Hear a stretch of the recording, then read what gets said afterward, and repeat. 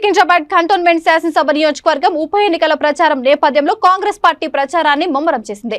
Congress party అభ్యర్థి Shri Ganesh Monda market division పరిధిలోని లోహియా నగర్, వడ్డేర బస్తీ ప్రాంతాల్లో ఇంటింటికి తిరుగుతూ కాంగ్రెస్ కు ఓటు వేయాలని అభ్యర్థించారు.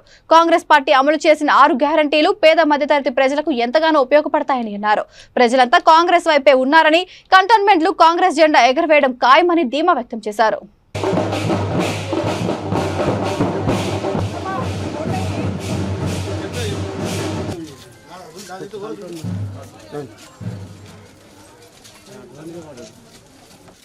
మర్చిపోవద్దు చేకూర్తి గణేష్